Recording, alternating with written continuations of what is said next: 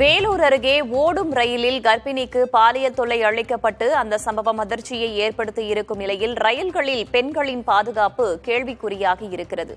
வேலூர் அருகே ஓடும் ரயிலில் கர்ப்பிணிக்கு பாலியல் தொல்லை அளிக்கப்பட்டிருக்கிறது. மேலும் ஓடும் ரயிலிலிருந்து அவர் கீழேயும் தள்ளப்பட்டிருக்கிறார். அவர் தற்போது மருத்துவமனையில் இருக்கிறார். அவருக்கு தீவிர சிகிச்சை அளிக்கப்பட்டு வருகிறது. ஒருபுறம் நம்முடைய செய்தியாளர் அங்கிருந்து களத்தகவல்களையும் வழங்கியிருக்கும் நிலையில் ரயில்களில் பெண்களின் பாதுகாப்பு கேள்விக்குறியாக இருக்கிறதா என்ற ஒரு மிகப்பெரிய விஷயம் முன்வைக்கப்பட்டிருக்கும் நிலையில் சென்னை சென்ட்ரல் ரயில் நிலையத்திலிருந்து நம்முடைய செய்தியாளர் ரமேஷ் இணைந்திருக்கிறார். அதேபோல கோவை ரயில் நிலையத்திலிருந்து செய்தியாளர் ஐஸ்வர்யா ஆகியோர் நம்மோடு இணைந்திருக்கிறார்கள். முதலாவதாக செய்தியாளர் ரமேஷ். சென்னை சென்ட்ரல் ரயில் நிலையத்தை பொறுத்தவரைக்கும் ஒரு நாளைக்கு லட்சக்கணக்கான மக்கள் வந்து செல்லக்கூடிய இடம். வெளி மாவட்டங்கள் மட்டுமில்லாம வெளி மாநிலங்களுக்கும் பல்வேறு இடங்களிலிருந்தும் ரயில்கள் இயக்கப்படுகின்றன. பெண்களுடைய பாதுகாப்பை உறுதி செய்வதற்காக இந்த வேலூர் சம்பவத்துக்கு அப்புறம் பெண்களுடைய பாதுகாப்பை உறுதி செய்வதற்காக தற்போது என்னென்ன திட்டங்கள் இருக்கின்றன? ரயில்வே காவலர்கள் பொதுவாக பணியமர்த்தப்படுவார்களா? ஓடும் ரயிலில் காவலர்கள் இருப்பார்களா? என்னென்ன விஷயங்கள் தற்போது அமல்படுத்தப்பட்டிருக்கிறது? என்னென்ன நடைமுறையில் இருக்கிறது? என்னென்ன விஷயம் வரணும் என்று பயணிகள் எதிர்பார்க்கிறார்கள்?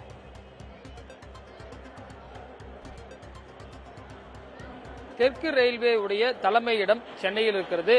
சென்னையிலிருந்து 200 கிலோமீட்டருக்கு அருகில் இந்த சம்பவம் நடைபெற்றிருக்கிறது. சென்னை ரயில்வே கோட்டமும் இந்த ஜோலார்பேட்டை கட்டுப்பாட்டில் வருகிறது. உயர் கண்காணிப்பில் இருக்கக்கூடிய ஒரு முக்கியமான சந்திப்பு இந்த ஜோலார்பேட்டை சந்திப்பு. குறிப்பாக இது குறித்து புதிய தலைமுறை சார்பாக தெற்கு ரயில்வே உயர் அதிகாரிகளிடம் நம்ம கேட்கும்போது இது குறித்து உடனடியாக விசாரணை செய்து அறிக்கை அளிக்கும்படி ரயில்வே புரொடெக்ஷன் போர்ஸ் என்று சொல்லக்கூடிய ஆர்பிஎஃப்க்கு உத்தரவு பிறப்பித்திருக்கிறார்கள்.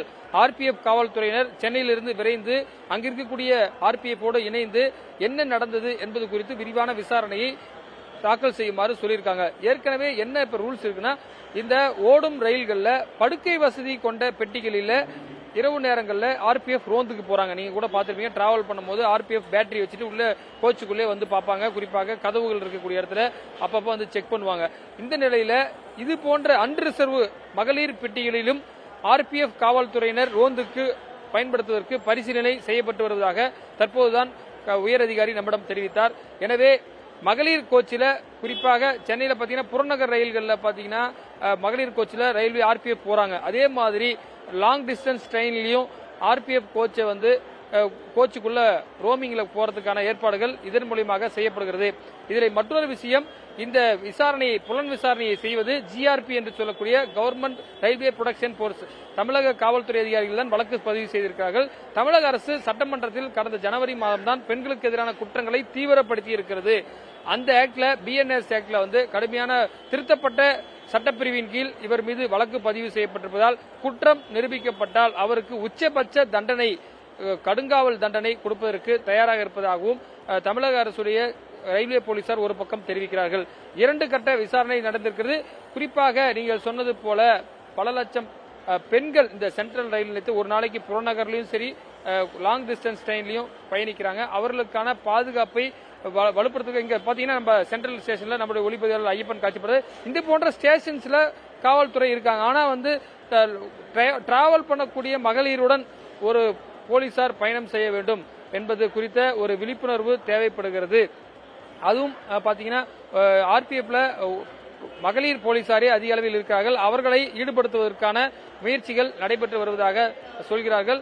புறநகர்ல பாத்தீங்கன்னா ஒரு ஸ்டேஷன் இன்னொரு ஸ்டேஷன் டக்குன்னு வந்துடும். அதாவது இந்த ரயிலை பொறுத்தவரை பாத்தீங்கன்னா கோயம்புத்தூர்ல திருப்பதி போறக்கூடிய ஒரு இன்டர்சிட்டி விரைவு ரயில்னால அடுத்த ஸ்டேஷன் வந்து ரொம்ப தூரத்துல இருக்கு. இப்ப புறநகர்னா பாத்தீங்கன்னா ஆவடிக்கு அப்புறமா அன்னூர் டிக்கெட் வந்துடும். ஆனா வந்து இதுக்கு வந்து ரொம்ப தூரமா இருந்தாலும் அந்த பெண் வந்து கூச்சலிட்டும் அவரால் யாராலையும் போய் காப்பாற்ற முடியாத ஒரு பிளாட்ஃபார்ம் எதுவும் இல்ல, போற வழியில் எதுவும் மக்கள் பார்க்கல அப்படின்றதுனால அந்த சதிகாரனுக்கு கூடுதல் வாய்ப்பாக ஏற்பட்டிருக்கிறது. எனவே அவனை நிச்சயமாக குற்றம் நிரூபிக்கப்பட்டால் சிசிடிவி காட்சிகள் எல்லாம் அந்த கோச் ஏறும்போது அந்த கோச்சில் அவன் ஏன் ஏறினான், மகளிர் கோச்சில் ஏறினாலே ரயில்வே பாதுகாப்பு சட்டத்தின்படி தண்டனை செய்ய முடியும் என பல பிரிவுகள் இருப்பதால் அவர் குற்றம் நிரூபிக்கும் பட்சத்தில் அவருக்கு கடுங்காவல் தண்டனை கொடுப்பதற்கு 2 காவல்துறையும் தயாராக இருக்கிறது. வேதவள்ளி,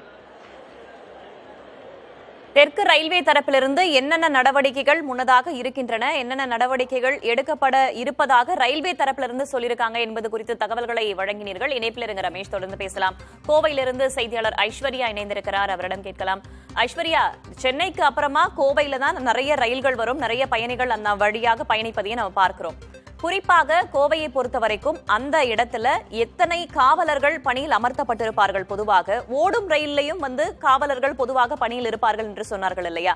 சோ பெண்களுடைய பாதுகாப்புன்றது கோவை வழியாக செல்லக்கூடிய ரயில்கள்ல எந்த அளவுக்கு இருக்கு? இது தொடர்பாக பெண் பயணிகள் என்ன சொல்றாங்க?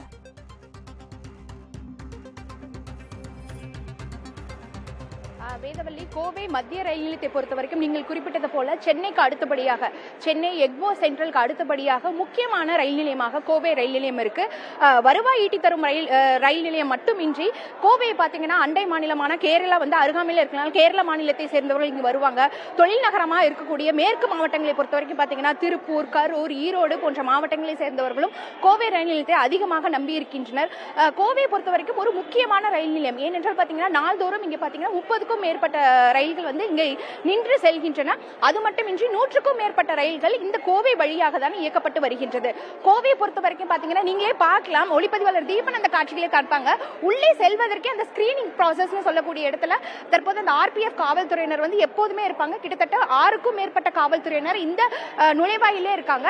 நடைமேடைகளை பொறுத்த வரைக்கும் பாத்தீங்கன்னா கோவை ரயில் நிலையத்தில் 6 நடைமேடைகள் இருக்கிறது. நடைமேடைகளிலும் ரயில்வே காவல்துறையினர் பணியில் இருப்பாங்க. குறிப்பா சொல்லணும்னா இந்த ஓராண்டுக்குள்ளதான் இந்த காவல்துறை பாதுகாப்பு என்பது தீவிரப்படுத்தப்பட்டிருக்குன்னே சொல்லலாம்.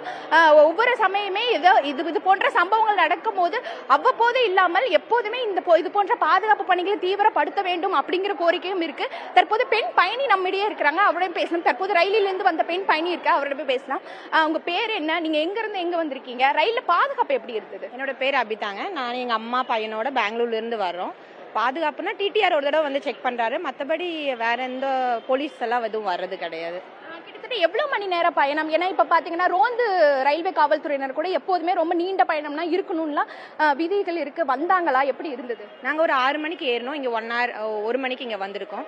ஆல்மோஸ்ட் ஒரு 7 hours பயணம். ஆனா எந்த ரோந்து போலீஸ்காரரும் வரலைங்க. பாதுகாப்பை பொறுத்த வரைக்கும் நீங்க எப்படி உணர்றீங்க? ஏன்னா காலை பயணங்கிறதுனால பெரிய அளவுக்கு இல்லாட்டியுமே பாதுகாப்பை பொறுத்த வரைக்கும் எப்படி இருந்தது? நீங்க பொதுவா ரயில்ல பயணிக்கும் போது எப்படி இருக்கும்? இரவு நேர பயணங்களும் போது அப்படிலாம் எப்படி இருந்தது? இரவு நேர பயணத்துல கொஞ்சம் லேசான அந்த பதட்டம் இருந்துட்டு தான் இருக்கும். நம்ம ஸ்லீப்பர்ல எல்லாம் வர்றப்போ, பகல் நேரங்கிறப்ப கொஞ்சம் பயம் இல்லாம வரலாம். ஆனா கொஞ்சம் ரோந்து வந்தா கொஞ்சம் நல்லா தான் இருக்கும். போலீஸார் ரோந்து வந்தா. வேதவள்ளி, நீங்களே கேட்டிருப்பீங்க, அவரே சொல்றாரு எப்போதுமே ரயில்ல ரோந்து காவலர்கள், அதாவது நீண்ட தூர பயணம் என்றால் ரோந்து ரயில்வே காவல்துறையினர் இருக்காங்க. இருந்தாலும் அதை அதிகப்படுத்த வேண்டும். குறிப்பாக பாத்தீங்கன்னா பெண்கள் பயணிக்கக்கூடிய பெட்டிகள் ஆகட்டும், பொது பெட்டிகள்ல கூட இது போன்ற சம்பவங்கள் அவ்வப்போது நடப்பது நம்மளால கேட்க முடியுது. தற்போது இன்னொருத்தர் இங்கே இருக்காங்க, அவங்கள்ட்டே பேசலாம். நீங்க ரயில்ல பயணம் பண்ணுவீங்களா? எப்படி இருக்கு பாதுகாப்பு ஏற்பாடுகள்? உங்களை கருத்தை சொல்லுங்க. நல்லா தான் இருக்கு. ரயில்வே காவல்துறையினர் வருதெல்லாம் நீங்க பாக்குறீங்களா? அதை பத்தி புதுசா இப்பதான் வந்திருக்கு, அதெல்லாம் தெரியாது. வேதவள்ளி, அதான் கோயம்புத்தூரை பொறுத்த வரைக்கும் பாத்தீங்கன்னா இந்த ரயில் கோவை ரயில் நிலையத்தை பொறுத்த வரைக்கும் பாத்தீங்கன்னா நீங்களே பார்க்கலாம், நம்ம தமிழக மாவட்டங்களை தாண்டி வெளி மாநிலங்கள் அதிகமாக இருப்பாங்க. ஏன்னா இது ஒரு தொழில் நகரம். நீங்களே அந்த காட்சிகளை பார்க்கலாம். எப்போதும் இங்க வெளி மாநிலத்தவர்கள் அதிகமாக இருப்பாங்க. ஏன்னா கோவையை பொறுத்த வரைக்கும் தொழிற்சாலைகள்ல வெளி மாநிலத்தவர்கள், குறிப்பாக பீகார், குஜராத், மகாராஷ்டிரா போன்ற வெளி மாநிலங்களை சேர்ந்த இங்க இருக்கிறதுனால அவங்க தான் இந்த ரயில் நிலையத்தை நம்பி இருக்காங்க. இருப்பினும் பாத்தீங்கன்னா ரயில் நிலையத்தில் அதிகமான காவல்துறையினர் இருந்தாலும் ரயில் பெட்டிகள்ல கூடுதலான RPF காவல்துறையினர் இருக்க வேண்டும் என்பதுதான் பொதுவான ஒரு கோரிக்கையா இருக்கு. வேதவள்ளி, RPF-இன் அறிக்கை ஏற்கனவே முன்பதிவு செய்யப்பட்ட அந்த பெட்டிகள்ல காவலர்களின் பாதுகாப்பு போன்றவை செய்யப்பட்டாலுமே கூட அவை எதுவுமே போதுமானதாக இல்லை என்பதை தான் இந்த வேலூர் சம்பவம் உணர்த்துகிறது. இனி வரக்கூடிய நாட்களில் காவலர்களின் கண்காணிப்பும் பாதுகாப்பும் அதிகப்படுத்தப்பட வேண்டும் என்பதை ஆணித்தரமாக சொல்கிறது இந்த சம்பவம். அதை தெற்கு ரயில்வே முன்னெடுப்பார்கள் என்று நம்பலாம். தகவல்களை தந்தமைக்கு ரமேஷ் மற்றும் ஐஸ்வர்யா, உங்கள் இருவருக்கும் நன்றி.